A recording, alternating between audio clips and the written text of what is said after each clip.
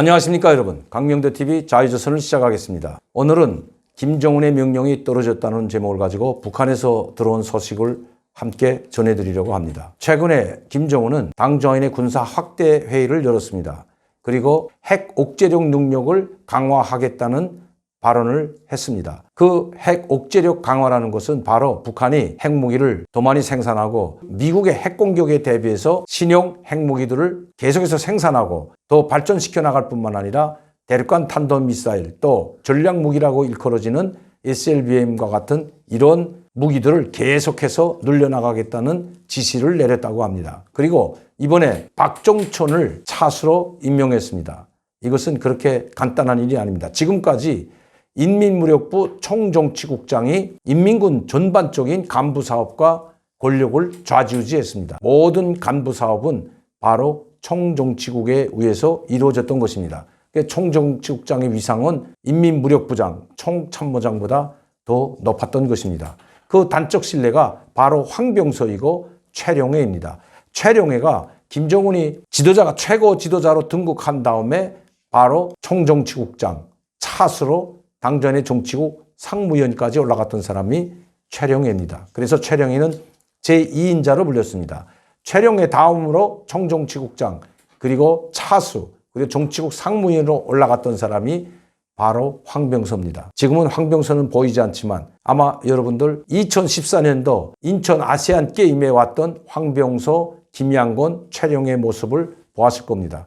황병서는 제2인자로서 김정일의 경호원들까지 대동하고 핵가방과 같은 007 가방까지 대동하고 왔던 것 기억하실 겁니다. 이처럼 북한의 총정치국장은 그 어떤 군 관료, 즉 인민무력부장이나 총참모장보다도 더 막강한 권력을 가지고 있었습니다. 그런데 이번에 김정은은 박정천을, 즉 인민군 총참모장을 차수로 전격 발탁했습니다. 그런데 여기에 인민무력부장과 총정치국장 김수길은 차수는커녕 당전의 정치국 종위원도 되지 못했습니다. 그럼 왜 김정은이 박정천 인민군 총참모장을 전격 차수로 발탁하고 또한 공군사령관을 지냈고 당 중앙위원회 부위원장을 지냈던 이병철을 당 군사위원회 부위원장으로 전격 발탁했습니다. 이 이병철 군사위원회 부위원장은 바로 군수 담당 부위원장입니다. 당 군수 담당 부위원장. 이 사람을 당 군사위원회 부위원장으로 전격 발탁했습니다. 이 두 사람을 왜 그럼 김정은이 이번 인사 문제에서 가장 중점적으로 다뤘고 전격 승진시켰을까요?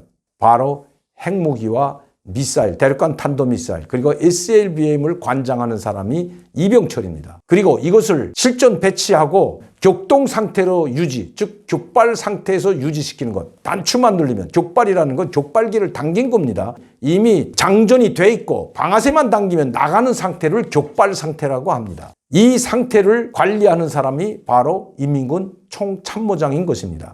인민군 총참모장에게 모든 전권을 줌으로써 미국과의 정면 돌파전에 승부수를 띄웠던 것입니다.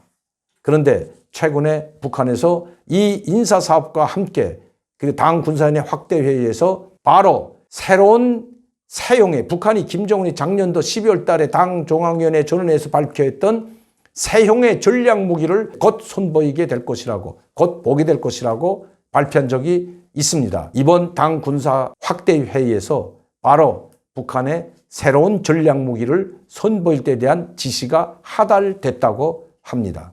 자, 그러면 이 새로운 전략무기가 과연 무엇일까? 많은 사람들이 SLBM을 꼽고 있습니다. 그러나 이 SLBM은 이미 여러 차례 북한에 손을 보였고 또 수중 발사 성공도 했습니다. 또 이미 신형 잠수함, 이것은 새형의 전략무기가 될 수가 없다는 것입니다. 왜냐하면 이 새형의 전략무기를 이렇게 김정은이가 직접 현지지도하는 모습에서 보여줄 수가 없기 때문입니다. 이미 보여준 것은 새로운 또 새형의 전략무기가 될 수 없다는 것이 북한에서 들어온 소식입니다. 물론 이제 SLBM도 발사하고 특히 신형 잠수함에서 직접 발사할 수도 있을 겁니다. 그러나 북한이 이야기하고 있는 새형의 전략무기는 SLBM이 아니라는 것입니다.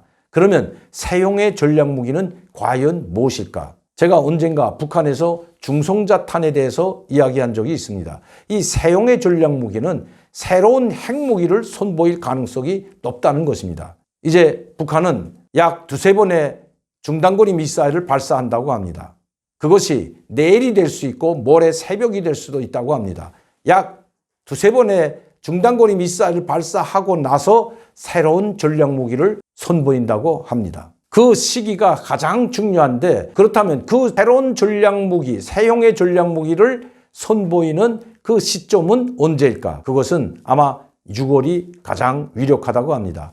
6월 25일 전후로 해서 북한은 새형의 전략무기를 전 세계에 보이려고 한다는 것입니다. 그 이전에 말씀드렸듯이 두세 번에 걸친 중단거리 미사일을 발사한다고 합니다. 왜냐하면 미국 정부나 트럼프는 지금까지 중단거리 미사일에 대해서는 큰 관심을 보이지 않았습니다. 그리고 그것은 어떤 나라에서도 자위적 방어권을 획득하기 위해서 단거리나 중거리 미사일은 계속해서 실험 발사하고 있다는 이야기도 트럼프 대통령이 여러 차례 했습니다. 북한은 이번에 중단거리 미사일을 발사하면서 세계 이목을 분산시키고 또다시 이렇게 북한이 자위적 방어 조치에 의해서 중단거리 미사일을 발사한다는 것처럼 보여주고 그 가운데 새로운 전략무기를 발사하려 하고 있다는 것입니다. 그것이 북한이 새로 제작하고 있는 신형 잠수함에서 직접 SLBM의 새로운 핵탄두를 장착해서 발사할 수도 있다는 것입니다.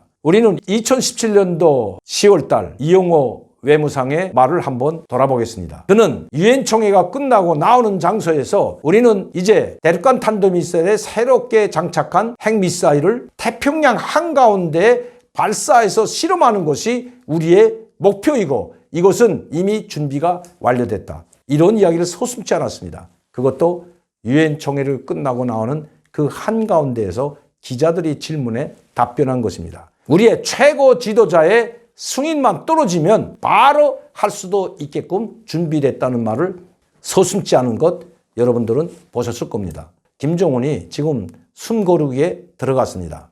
과연 김정은은 SLBM의 새로운 핵무기, 즉 소형 핵탄두를 탑재해서 태평양 한가운데에서 실험을 할지 안 할지 그것은 김정은의 선택만 남은 것입니다. 그리고 이미 김정은은 새형의 전략무기를 선보이라는 지시를 이번 당 군사 확대 회의에서 명령을 내렸다는 것입니다. 그것이 핵탄두가 탑재된 SLBM일지 아니면 그냥 SLBM일지는 아직은 알 수가 없지만 김정은의 선택은 지금까지 해오던 일반 대륙간 탄도미사일 또 인공위성으로 가장한 대륙간 탄도미사일이나 아니면 SLBM 수중 미사일을 발사하는 것으로 그치지 않는다는 것입니다. 이미 그것은 여러 차례 했기 때문에 새로운 그 뭔가를 보여주고 미국과 정면으로 맞서려고 한다는 것입니다. 특히 이번 미국 행정부와 트럼프 대통령의 이번 북한 압박 조치는 그렇지 않아도 명분을 찾기 위해서 고심하던 김정은에게 바로 명분을 줬다는 이야기가 있습니다. 다시 말씀드리면 이번에 트럼프 행정부가 취한 북한의 무역은행, 조선무역은행의 일꾼들과 여기에 관계된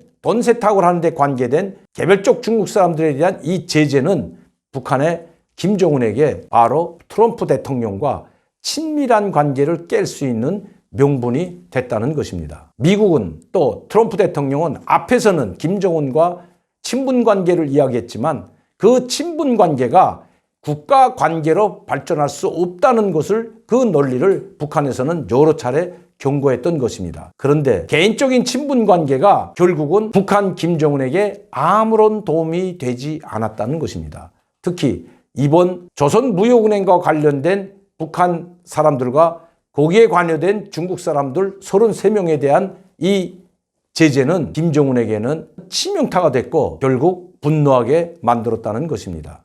개인적인 친분 관계는 이미 아무런 효과가 없다는 것을 김정은이 납득하는 계기가 되었던 것입니다. 김정은은 이제 이번 계기를 통해서 더 이상 미국과 또 트럼프와의 대화에 매달리지 않고 자기 갈 길을 가는 것으로 선택을 했다는 것입니다. 이제는 미국과 북한, 트럼프와 김정은은 강대강으로 갈 수밖에 없습니다. 이번 33명에 대한 그 많은 사람들의 제재 조치뿐만 아니라 미 국가안보국은 북한을 또다시 사이버 테러국으로 지정을 했고 사이버 공격에 대비하라는 지시를 내렸습니다. 그 보고서를 작성해서 바로 트럼프 대통령에게 보고했던 것입니다. 이러한 트럼프 대통령의 입장과 미 행정부 또 미 국가안보국과 같은 이러한 행동들은 북한 군부 강경파들과 김정은에게는 더 이상 미국에 기댈 것이 아무것도 없다는 결론을 내리게 했다는 것입니다. 이제 시간이 얼마 남지 않은 것 같습니다. 여기에 엎친 데 덮친 격으로 미국과 중국은 홍콩 문제로 인해서 더 이상 돌아설 수 없는 다리를 걷는 것 같습니다. 미중 관계가 악화될수록 한국의 선택은